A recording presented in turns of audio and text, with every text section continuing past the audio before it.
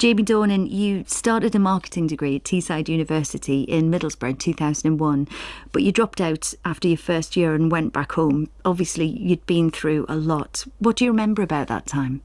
I drank a lot.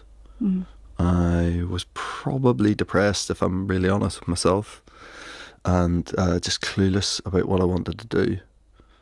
I remember my dad just saying, just do something. You just got to do something. I don't care if you just go and like play golf every day, because at least it's productive. At least you're like trying to get better at golf. You're just doing nothing and I can't watch it. So it was your sister Jess that put you up for a reality television show called Model Behaviour, and that followed would-be models. You didn't win, but you got an agent and started working with huge brands like Dior and Calvin Klein. What was it like seeing yourself on huge billboards? Very strange. It's not something that I ever envisaged for myself, so it was very strange. I'll never forget the first time I was walking through New York, and I'd done this Calvin Klein campaign, and there's a massive like billboard with Natalia Vodianova. We're on this like black sand beach, and she's like pulled down my Calvin Klein jeans, and she's basically like taking a bite out of my arse or looking like she's about to do that. Mm-hmm. And I just looked up and saw it for the first time, and I was like, oh my God. And as I looked up, there's a woman beside me, went, that's disgusting. And I went, that's me. That's actually me. That's my bum and that's my face. But it was a very strange situation that I didn't seek out, but then it was quite quickly good to me. Mm-hmm. People were getting in your ear saying, have you ever thought about acting? You'd be like, well, actually did. My Word of Twanky was excellent. My Word of Twanky in 1992. I mean, I guess it helped that at that time my profile as a model was big. There was a sort of want from that side. I felt like whether even I wanted it or not, and then slowly but surely I was convinced that I did want to do that. Jamie, let's have some more music. Disc number 5. What are we going to hear next? Metarie by Brendan Benson. In that summer that we're talking about, I drank a lot, as I said. I didn't achieve a lot. And my eldest sister Lisa had got me like a CD, and I think it was called Acoustic Volume 2, right? And there's obviously been an Acoustic Volume 1 that I'm not aware of. And although I was sort of quite rudderless, I was doing a lot of thinking. And often when I was doing my thinking, this album was on. I've always felt that it's like my little secret, this song. It's really strange. And it just takes me back to that time and those big decisions that were needing to be made so I could kick on with the rest of my life. Met a girl, introduced myself, yeah. I asked her to go with me, and no one else. She said, I'd really like to see you every day, but I'm afraid of what my friends might say. You need a bath and your clothes are wrong. You're not my type, I can tell we wouldn't get along. I just laughed, what else could I do? Just then her friend chimed in singing, get a clue,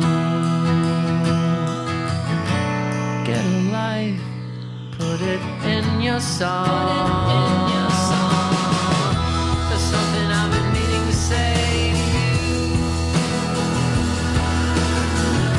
There's something I've been meaning to say to you. I've had enough, couldn't take it anymore. So I turned and I ran straight for the door. Bought some mags on my way home. For later on, you know, when I'm all alone. Brendan Benson and Jamie Dornan. While you were modelling, you started auditioning for acting roles. How soon did things start happening for you? I had had an agent for less than 24 hours, and he sent me out in this audition for a movie called Marie Antoinette. Suddenly a day later I was on a train to Paris, and I auditioned for it there with a French casting director. And then that evening I sat in the Hemingway bar at the Ritz in Paris with Sofia Coppola, having sort of martinis. And I was just really casual about the whole thing. And then when I sort of didn't, when I was actively auditioning for like a good few years after and didn't get any work, and then I really realised like how good I had it at the beginning. You had modelling to pay the bills, but do you think once you started pursuing it more actively that model turned actor tag was a problem? Not in the States. There'd be no change in their face if you said you'd modelled first. What is it that about, do you think? Am I allowed to say it's just sort of snobbery? I felt a great deal of that early on, and it was a bit of an uphill battle. And what gave you the self-belief to keep going and push through that? I'm a pretty determined person, I think. Again, I'm not sure if I hadn't experienced that loss and all that stuff we've already discussed. I'm not sure I would be that determined, but like something was lit under me at some stage. So that tenacity paid off. In 2012, you auditioned for a part in a new BBC television drama called The Fall. It starred Gillian Anderson and was about a detective on the trail of a serial killer called Paul Spector. What do you remember about your audition? I auditioned to play a police officer who dies in the second episode, which at the time I was like happy just to get in the room. Didn't hear anything. I was going out to LA for pilot season. Anyway, whilst I was out there, I was probably a week or 10 days into this trip, and I got a call from my agent saying, look, they want you to audition again for The Fall. It is for a different part. And I was like, oh, here we go. They said, no, it's for the main guy. I remember thinking, if I get this, this will change the course of my career. I was right. It did. It literally changed my career overnight. Let's have some more music. Disc number 6, Jamie. What's it going to be? I met Amelia Warner in 2010 in LA at a house party, and I have this old Mercedes, this old 1988 Mercedes, the first car I ever bought with my first like good paycheck when I was like 22 or something. I still have it today. It's beautiful. She's called Macy, and I had the roof down in Macy. We were driving along, and so I played her this song that I knew she wouldn't know by the Beach Boys, and I just watched her reaction. I was driving, so I was watching the road as well. I was sort of turning around to look at her reaction, and she was just instantly impacted by the song. It then seemed appropriate that it would be our first dance at our wedding. The opening line, if every word I said could make you laugh, I'd talk forever, is pretty much exactly how I feel about my wife. Making her laugh is my favourite thing in the world to do. This is Forever by the Beach Boys.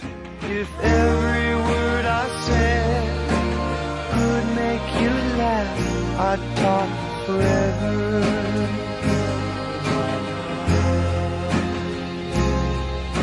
I asked the sky just what we had. It shone forever.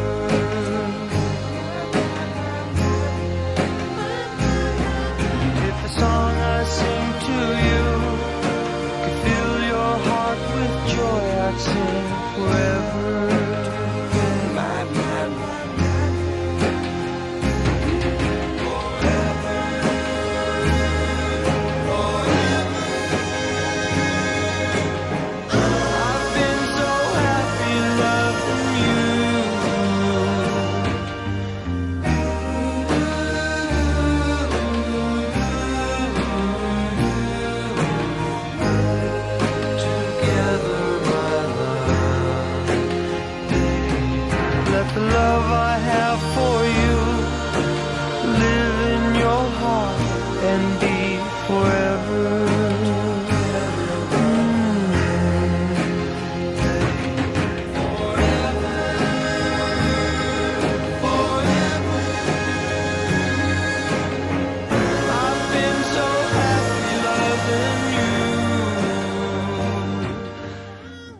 The Beach Boys and Forever.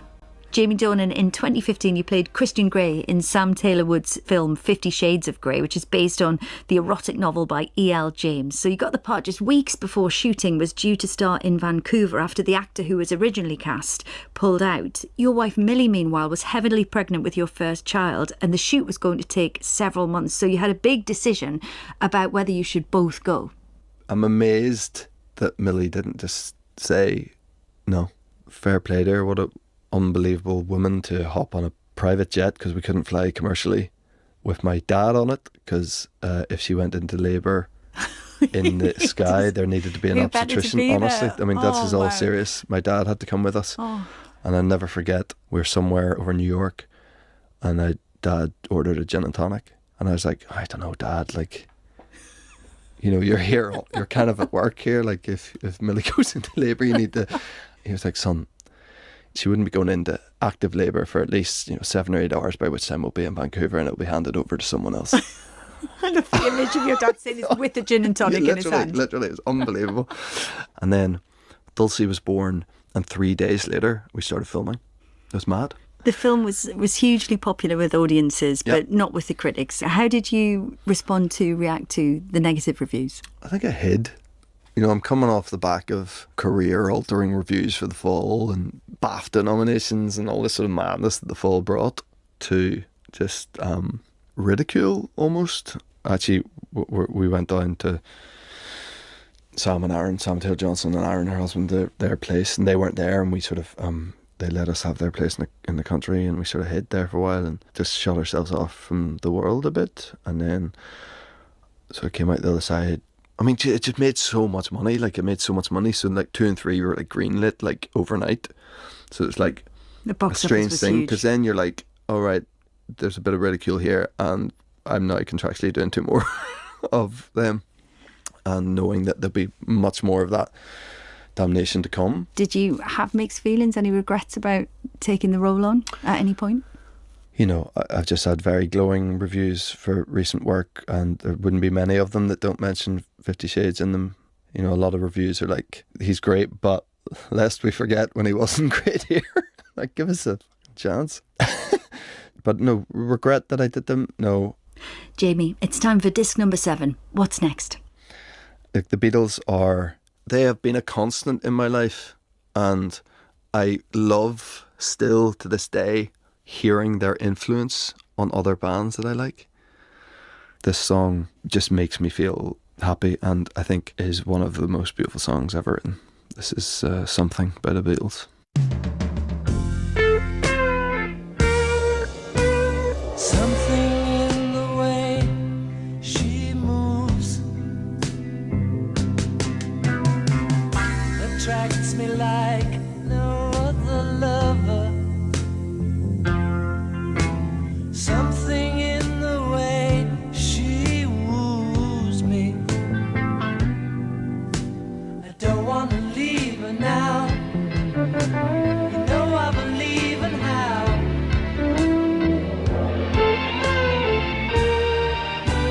Somewhere in her smile, she knows that I don't need no other lover. Something in her style that shows me. Don't want to leave her now. You know I believe in how.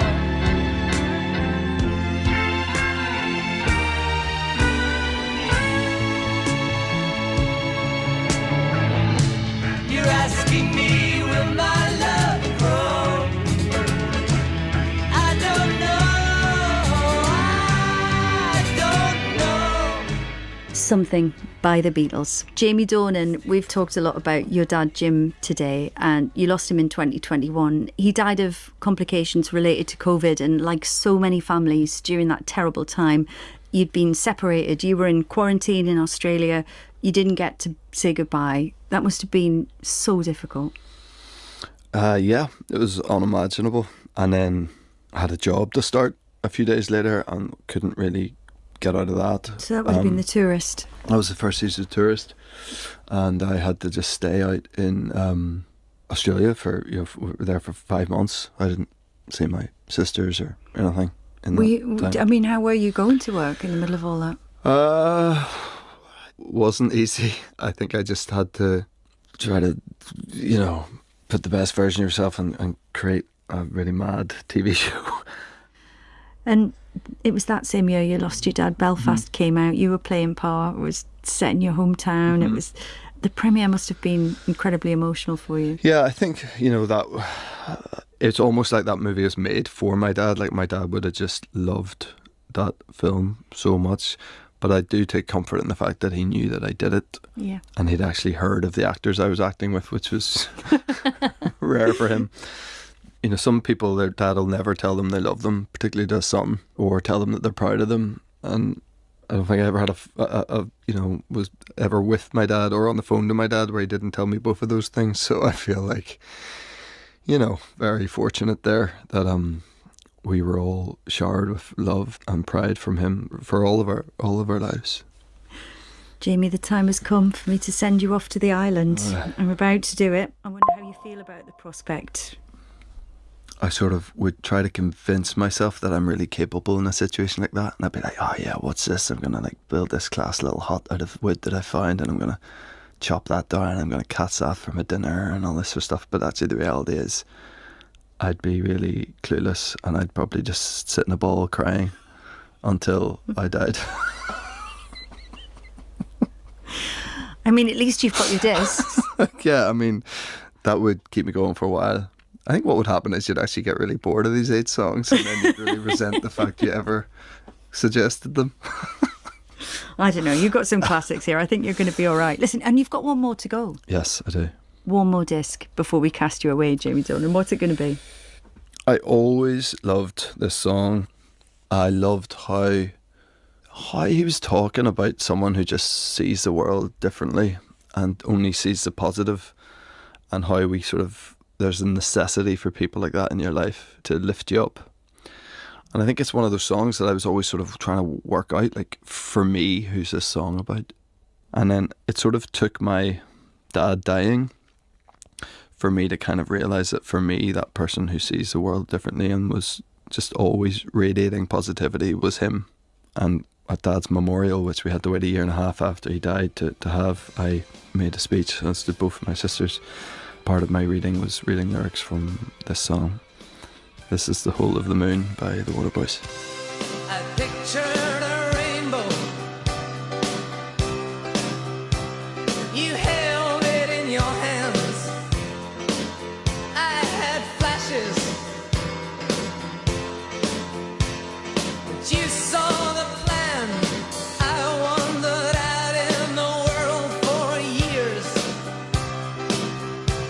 while you just stayed in your room. I saw the crescent. You saw the whole of the moon. The whole of the moon. You were there in the turnstiles with the wind at your heels. You stretched for the stars, and you know how it feels to reach too high, too far, too soon. You saw the whole of the moon. I was grounded while you filled the skies. I was dumbfounded by truth. You cut through lies. I saw the rain-dirty valley. You saw Brigadoon. I saw the crescent. You saw the whole of the moon. The Whole of the Moon, the Waterboys. So, Jamie Dornan, it's time. I'm going to cast you away to the island. I will give you the Bible, the complete works of Shakespeare, and you can take one other book of your choice. What are you going for? I'm going to take Where the Wild Things Are, because it's just so much of it is about, you know, the escapism and being on an island, and it is a book that I force on my kids the most, I'm going to say. Like, I'll play tricks where I'll be like, oh, I can only find where the wild things are. Like, no, we read that last night. I'm like, I can only find where the wild things are. And like, kids just love it. And I just love watching them love it. It's yours. And finally, which one track of the 8 that you've shared with us today would you rush to save from the waves? Forever by the Beach Boys. The one thing I'd really need to get me through is the thought of my wife and everything that she's given me and our family. Jamie Dornan, thank you very much for letting us hear your Desert Island Discs. Thank you so much. It's been very emotional. Thank you.